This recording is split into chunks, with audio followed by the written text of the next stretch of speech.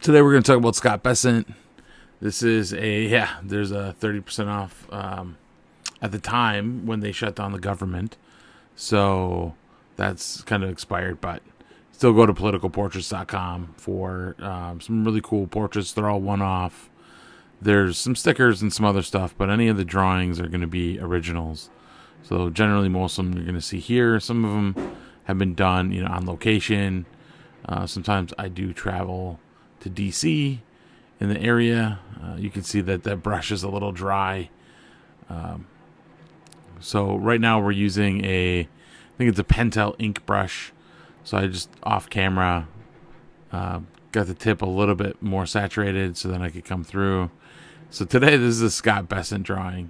And if you don't know who Scott Bessent is, I believe he is the head of the Treasury. He's the Treasury Secretary in the Trump administration. And this was drawn, I think, probably prior to October 2027. I could look at the original date. I'm doing some commentary after the fact, but so we're working on the ear. We're working, you see the side of his head. I have to tell you, in the end, this drawing is so bizarre. It is not what I would consider, one of my greatest. If you're looking for a likeness of Scott Bessent, this is definitely a stretch. But I do think is interesting learning a bit more about him. The short, it definitely has a little bit more context. He's been interviewed by several people. Interesting character. He's lived a life of finance and knows probably too much. So I would encourage you, if you're interested or if this does something for you, watch a little bit more. Some of the shorts, it'll give you a little bit of insight who he is. There's also a 5-minute long video, I think, where I pull in some good content. So yes, you can see here we're kind of drawing some of the lines of his face. It's a really hard way to draw for me, is to use ink. So this is kind of a liquid ink. You could think of it as like a gray watercolor or something like that, but it's I'm kind of using it like that. I'm not going back in and reanimating it or doing anything else that you might do with a watercolor. It's pretty straightforward just as a pigment, but getting used to the brush tip. This is one of the earlier ones that I did with the brush, and getting a little fun with the proportions. I probably should have made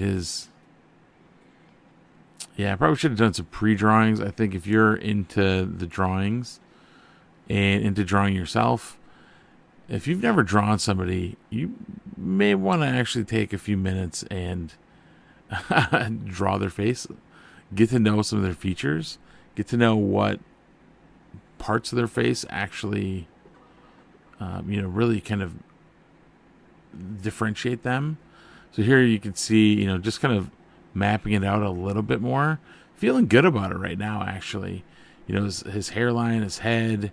He's kind of taller. This feels good. It feels a little odd, like maybe his nose isn't quite aligned with his mouth, but it's definitely Bridges' character vibe. It may not come off as hard as character right now, but you can see like the playing with his mouth and trying to figure that out. You can see there's some interesting lines there. And I mean, ultimately this is ink. So I can't really go back and fix anything. We have to continue to work on it and develop it. So, and this is also a little bit interesting because I didn't establish the rest of his face. So he just has a kind of blank area. So that's why this is really important to get in here and figure out the rest of his face. And this is kind of a make it or break it moment. Like, is his cheekbone really that far away? I don't know. Here's like his hair or the bridge of his and he does have glasses too, so that does throw things off just a smidgen. So I still here, probably not. I don't know if I realized that it may have gone slightly off the rails. Maybe his glasses are just the goofiest shapes right now. I don't know what I was thinking, but yeah, I don't know. I'm gonna try and go back and fix it a little bit, but it does not. I don't know if that's fixable, man. Oh man. So there's always gonna be, the edge of his face, and the glasses are interesting because they become this feature that sticks out, but it doesn't really represent the side of his head. Um, and maybe it's a bad composition too to have his hair line up with the outside of the glasses. It's just really hard to understand what's going on. So often when I do look for portraits to draw, I'm trying to draw something that is easy to understand. So I do look for portraits of a person, where if you squint, you're like, oh wow, that's that person.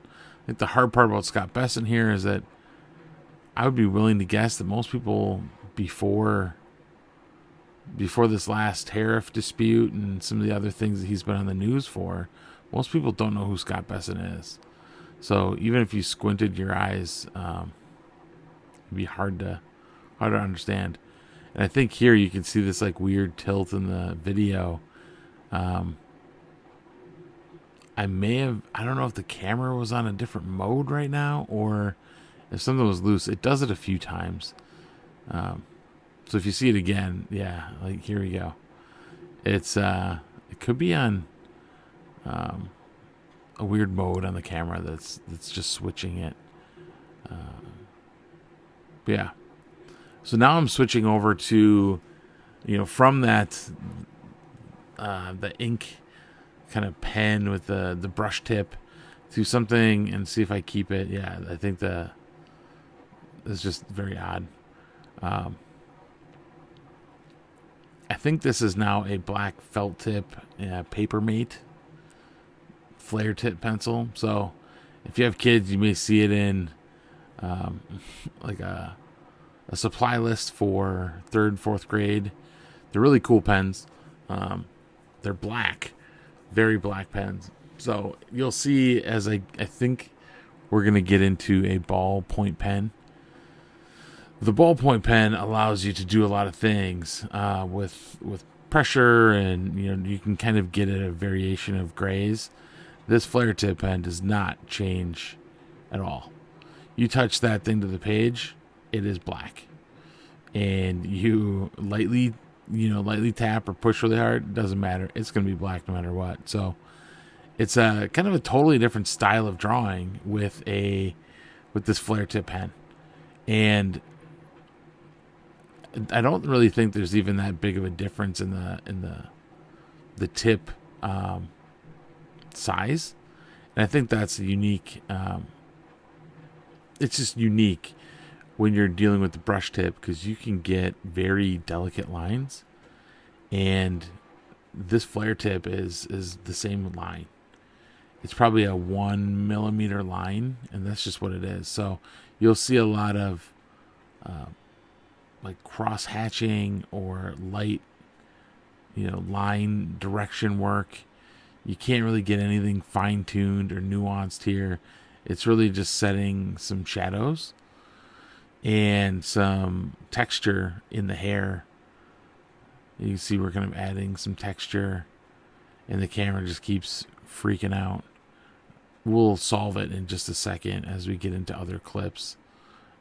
Actually, I ended up doing 3 different clips or 4 different clips to finish this because I think I was noticing the camera just kind of freak out.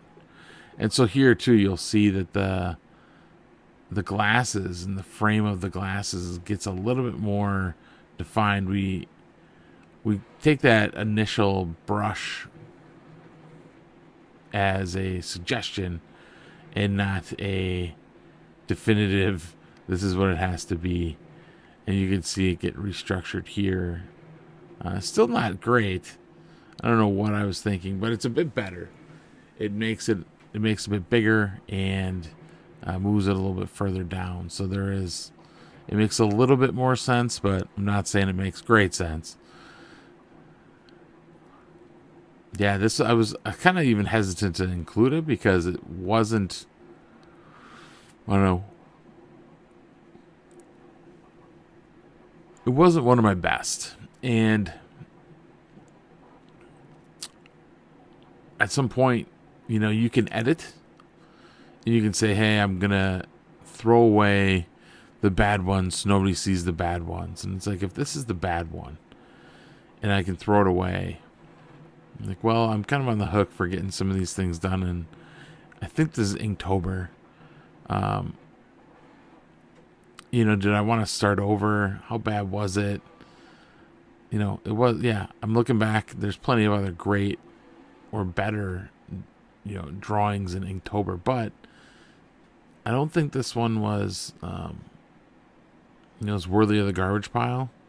And I also want to include something just to say, hey, this is the practice. This is the act of drawing, and it's not going to be, photorealistic. And I don't think any of my work is. So this may be another version of that. That's really helpful for young artists to see, and also me learning a bit more about Scott Bessent's face. It's not always going to be easy, and he has, I think the glasses or something make his eyes kind of squint a little bit for me, and he's got an interesting shaped face. This is probably not the greatest portrait to choose from that really highlights the uniqueness of his face, but there's plenty to work with. He does have a very interesting face. I think here I'll fix the camera so that it's a little bit more secure, and you'll see a switch over just in a second here, and then we'll have a slightly different look. Here we go.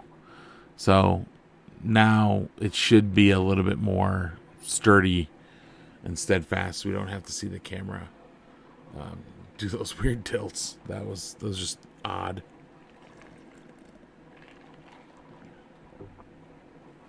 All right, so now we're using a Bic pen. One of the things I love about the materials is, one, the Pentel brush tip is really kind of a beautiful artistic pen.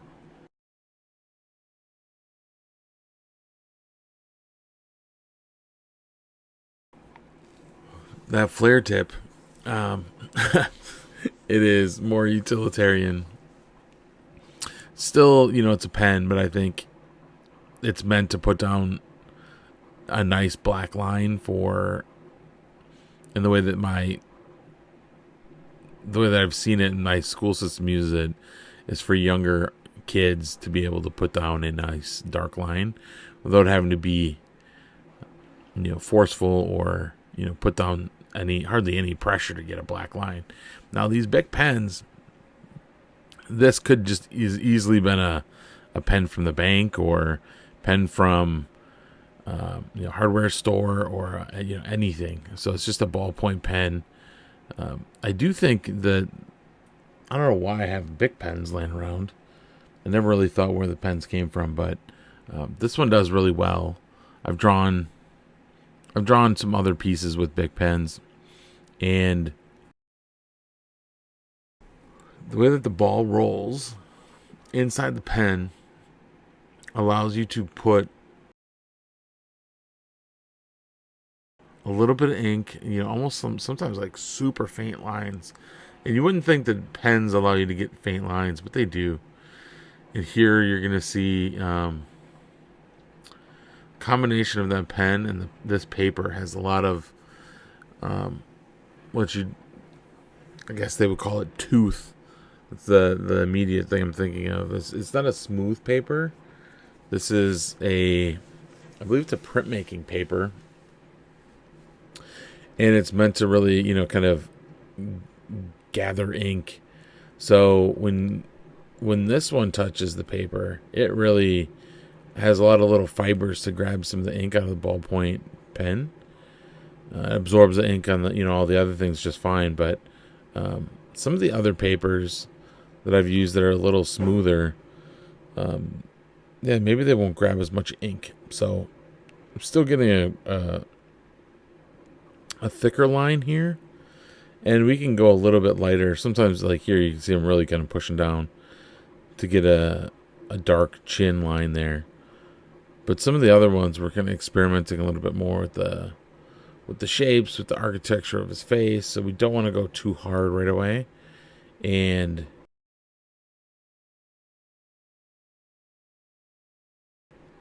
there's like several passes with the pen can be used to build up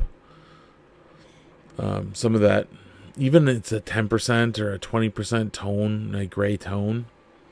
That's nice because it allows you to have a lot of control from an artistic perspective.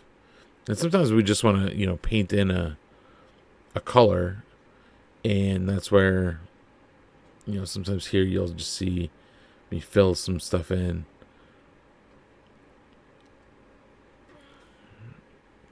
And this is where we get into the architecture of the nose. I probably brought up in other videos, but I did watch a video recently that talks about like the simple version of the nose and then the other version that's much more complicated with the different planes of the nose and, how we need to think about the shape, the geometry of the nose. I always like watching things like that. Even in here too on the mouth and the lips, there's so many different planes because I believe, in the human body, normally, I think outside the hand, you don't really have a lot of tendons connecting to, is it tendons or ligaments? I'm not sure which one, but you don't have a lot of that stuff connecting to skin. In your face, you do. You have a lot of, meaty, muscle portions and some other fatty portions of your face connecting to muscle and tissue. And it's just a wonderfully complex and animated structures. So you'll see, little like bulges from the edge of the lip, and the side of the lips I'm drawing right now connects to different parts of the lip, and you'll just see different, different structures that are subtly there with maybe just a small shadow. This is one of the reasons I do love drawing portraits. Is they're wonderfully complicated, and if you got somebody, you just feel like you're on top of the world. And if you don't you don't capture their likeness, you feel it. You feel it pretty strong. So in this case, Scott is coming together. His eyes are definitely going to be sketchy. It does look like a human. Perfect.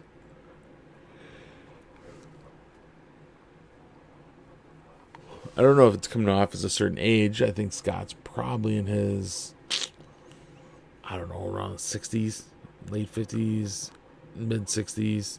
It's hard to tell. Usually go off of hair color or whatnot, but he's got gray hair. But he's super, super articulate, super, professional, focused on business, and is, as the Treasury Secretary, I hope he would be. So he's talking all the time and, functioning really high level. Seems like he's at the top of his game. So at some point, who knows how old he is.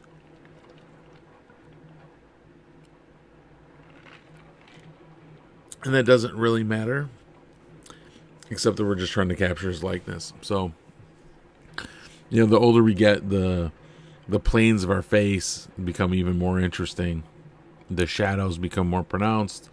The fleshy bits and the connective tissue and all that stuff just gets much more interesting. So here you're going to see the connection of his chin and his cheek and his neck, create that weird kind of shadow pocket right below the corner of his mouth. I don't know what I'm doing here. Might be getting a little drink or something. But, you can see a lot of little line movements. Probably could be much more efficient at this had I, done a little bit of pre-drawing. And this is also me trying to get used to the pen and the paper. And this camera's just super shaky. Sorry about that. There's always little things to fix as we keep going. Yeah, we know we need to kind of taper the sides of his nose. We also need to continue to taper away, some of the shadows from his nose across his face. And we got to create the pupil, the dark pupil, but then there's, the whites of his eyes, and there's the lid. And it's kind of in this weird perspective that's forced from his thicker glasses. So it's hard to maybe display all that and communicate that effectively. It's at a relatively small size. I believe this one is it could be a 4x6 or a 5x7. So it's not a big portrait. I think most people, when they think of portraits, they think of something, big and grand on the wall, like a large, old school painting. These are small. These can be done on the desk. Yeah, this might be a 5x7 or 5x8, because I think this is this other specialty paper. Yeah, I wonder if the proportion is off on the top, where his head, probably doesn't have enough room to round out nice. Yeah, that's why it was very odd to see the structure of this drawing and how I work through it, because sometimes it's just very reactive, and then when you look back and you look at the finished drawing, or you look back at the video, and you do ask some questions like, why did I make that decision? Why would I do that? But yeah, this is Scott Bessent, Treasury Secretary, and we're kind of working through the right side of the drawing. I think this is like technically the left side of his face. And here we go. We gotta turn it a little bit. So this is just more comfortable for me to use my hand in a certain way, to add in those concentric lines. It's gonna be easy to turn the piece itself to match up with my natural, like the natural curvature of my hand. And sometimes I don't know, maybe creates a weird viewing experience, but it's more natural for me to do that. And here you can see kind of adding a lot of extra time and work into building out some of his hair. This may be the wrong tool for the job.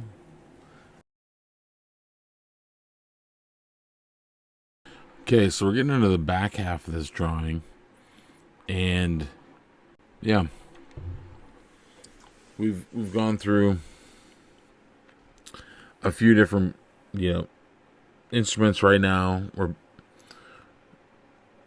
As I talked about, we're focused on the Bic pen, and it's actually kind of fun here. I'm maybe just trying to get the pen to continue to flow really good. Looks like we're going to work on we're going to spend some time working on this eye.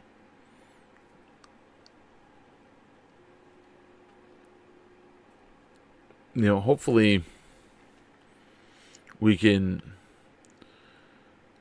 accurately depict two things here.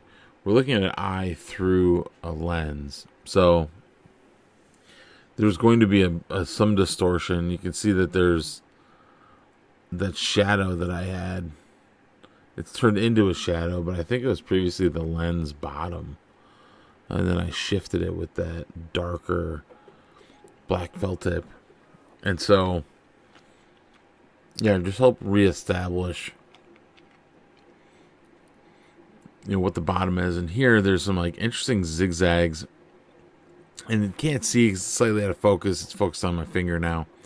But like some of these, for me, I think they're architectural. So it's going to follow some of the concave and, more complex architecture of his face. And sometimes I'll do that too, where I'll just throw in a really strong line that cuts into the composition. And hopefully that's going to be correct, because it's this really bold line that I just threw in there, and inevitably, and maybe in Scott's case, it wasn't correct, but it's definitely a little bit of a bolder move to see if we can establish a sense of structure and where things sit, and then we're going back and we're kind of working on the edge of that lip, in the corner of the mouth, and seeing how some of the shadows can be developed. And yeah, it's interesting, because I wouldn't say that I jump around the drawing, but I can tell that it goes from different area to different area. There's different techniques. There's some things that are more fun to draw, some things that are less fun to draw. So I'll probably end up spending more of my time on the fun parts.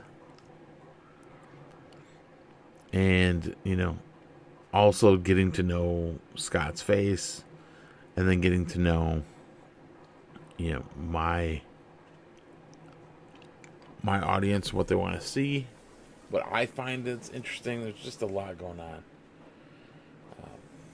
See here, we're trying to help establish a little bit more of the structure of the neck and how it connects. And there's the jaw back there, but there's also the side of the head. There's a bunch of tendons that connect. So how much of that are we going to see? There's also a huge vein. I don't know if it's a vein or an artery, but there's a lot going on in the neck, and hopefully we can do it some justice here.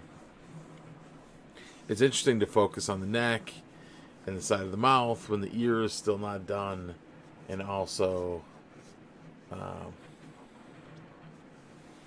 the forehead and some other pieces are just totally, still haven't even been addressed yet. And we're putting a lot of time into the neck over here. You're not going to see a lot with my hand covering the work. It's just going to be little, tiny, subtle movements, of the hand. And now here we're in the ear. So it's really, I don't know. You guys let me know in the comments if you think this is kind of meandering a little bit, because in some cases it feels like that to me. But it's just in the moment. You're kind of reassessing, assessing, reassessing, trying to figure out where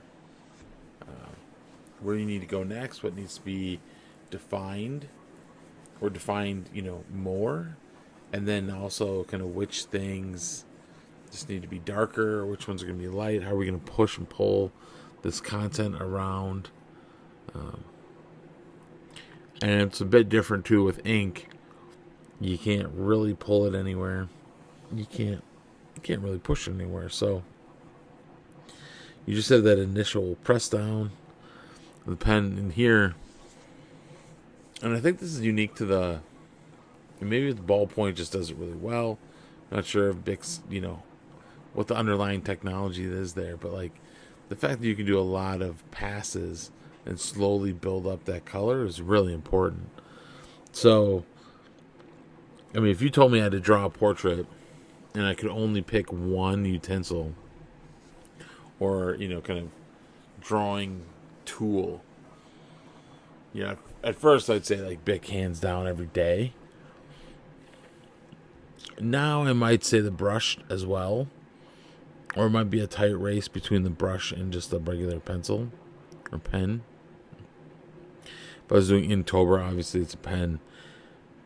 But I'd probably stick with the Bic pen. I know that's not a very expensive tool, and other people are not, maybe feeling it as much because it's so common. I love drawing with common utensils and tools. because it also, kind of puts some emphasis on the artist.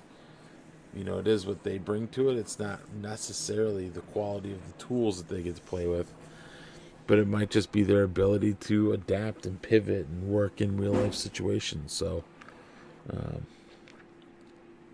it's another reason why I like Bic, because they're always around. And I figured if I could get just good at a ballpoint pen, even a crappy one, that would be a benefit to me long term down the road, because there'd always be a pen probably laying around somewhere. There's always some, automotive shop or somebody that's given out a few pens. And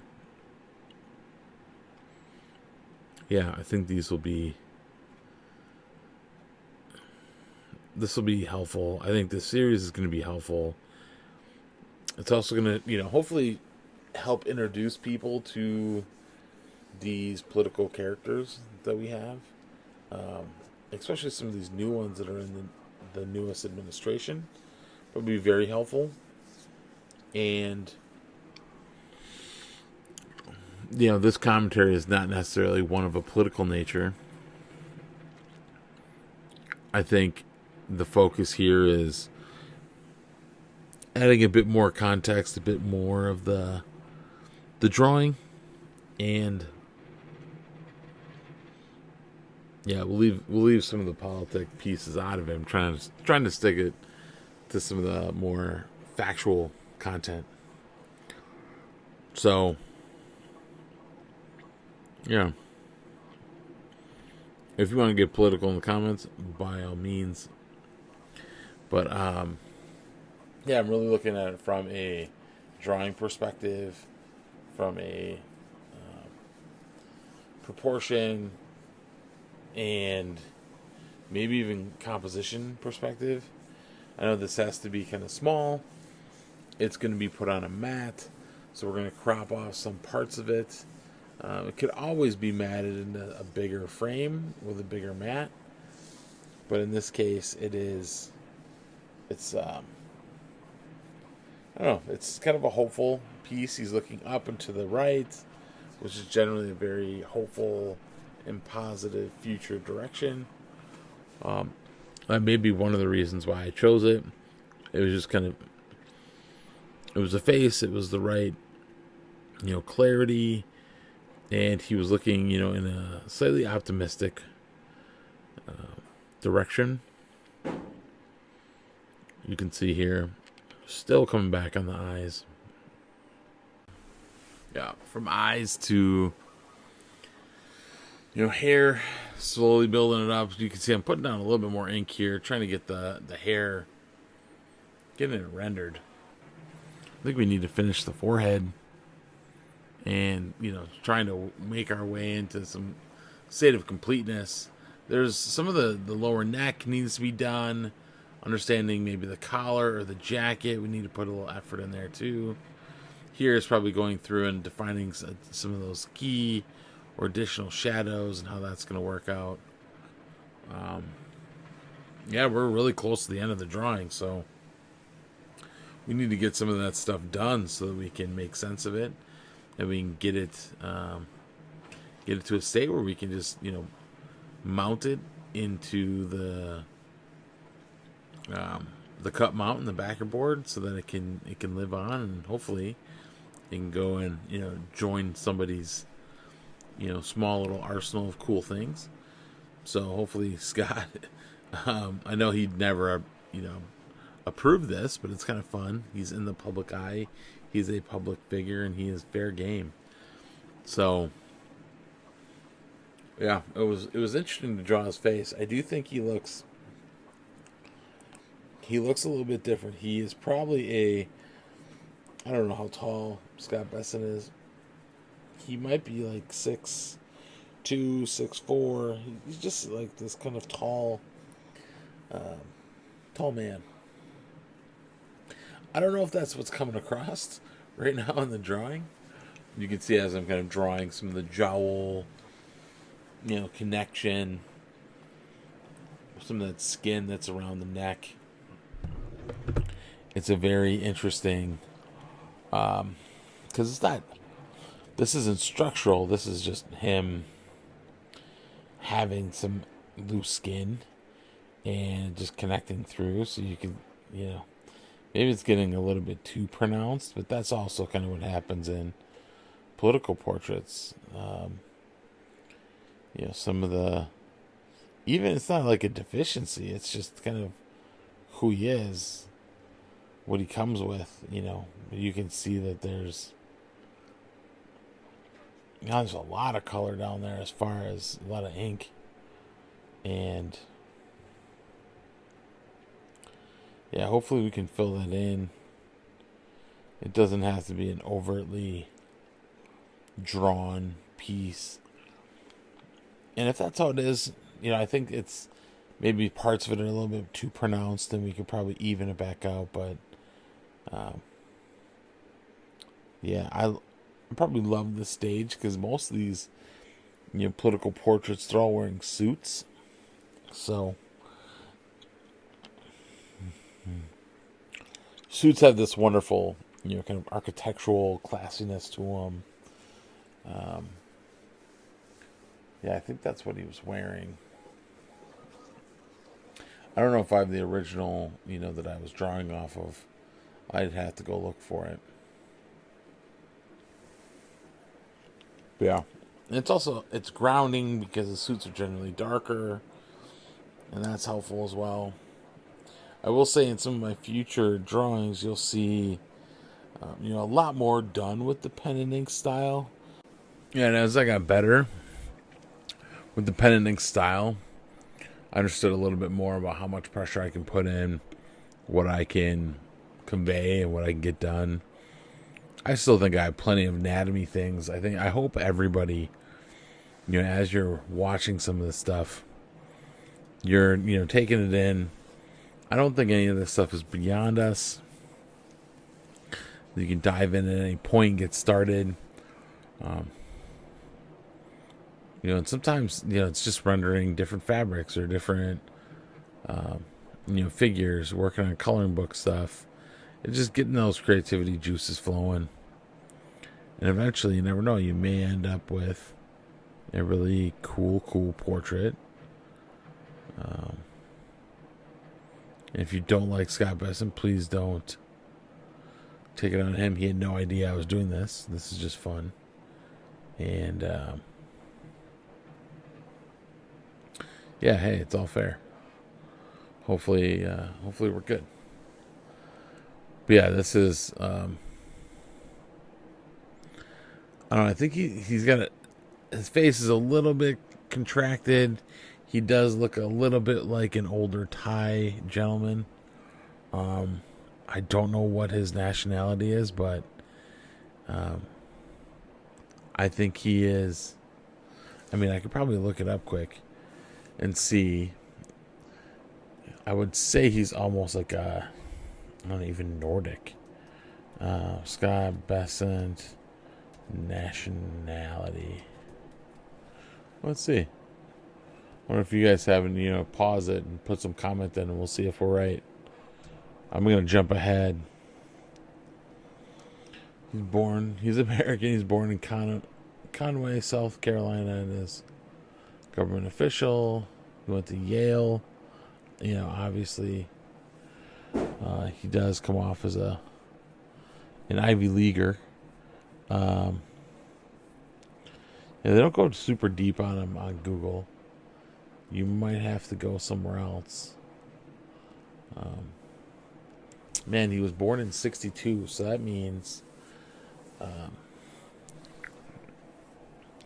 he's got to be pushing 60. He was born in 1962, so that puts him at 63 years old today. 63 years young. You can see we frame it up. Does that look like a 63-year-old? I don't know. It's hard. It's hard. These drawings can just shave really interesting years off. I don't know if we captured his poise with this one. You can see maybe the non-conventional hinging that I just did there. Yeah, it's hard to say. Is he 63, 61? Is he 55? Is he, 41? I mean, technically he's up there, but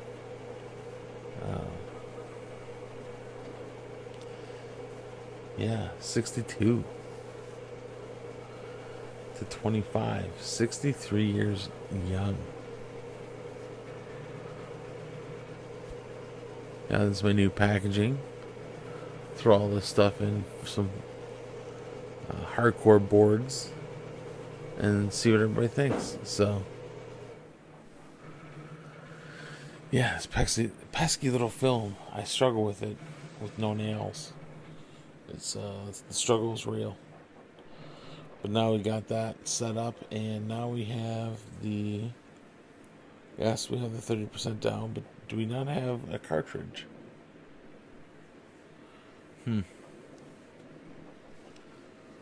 Well, thanks for watching, and we'll catch you in future time lapse videos.